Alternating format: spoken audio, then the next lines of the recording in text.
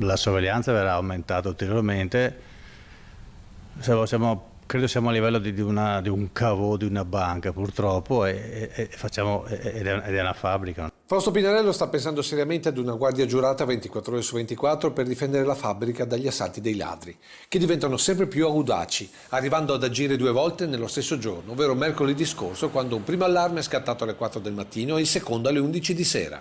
Hanno attraversato il fossato, hanno rotto la rete in 2 punti, però una scardinata proprio, l'abbiamo risistemata il giorno dopo, però purtroppo è stato niente da fare, l'hanno ritagliata un'altra volta, hanno attraversato il piazzale e in 2 minuti e 40 ha fatto fuori la prima volta 12 bici, la seconda 7 bici.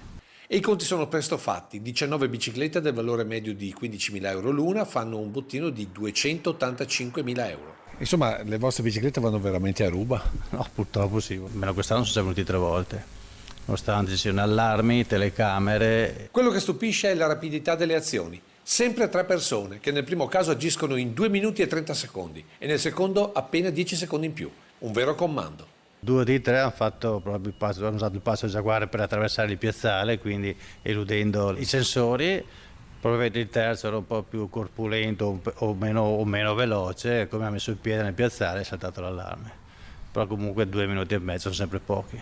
Un trio che sempre nella notte di mercoledì avrebbe agito anche nella vicina Cravedi, sempre tagliando la recinzione, forse nel tentativo di impossessarsi di un furgone per un ulteriore carico di biciclette, ma che alla fine si è concluso con il furto di una cassa di rondelle e l'apertura della cassetta aziendale del pronto soccorso.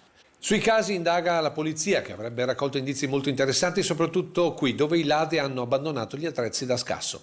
Nel frattempo Fausto Pinarello ha già in mente di difendere ulteriormente gli eccessi in fabbrica, come del resto ha già fatto per il negozio, proteggendo le vetrine con vere e proprie lastre di metallo a prova di ladro. Non sono assolutamente sprovveduti, anzi sono molto organizzati, non so se siano della zona, non so se sia un furto su commissione, il fatto sta che le biciclette sono sparite.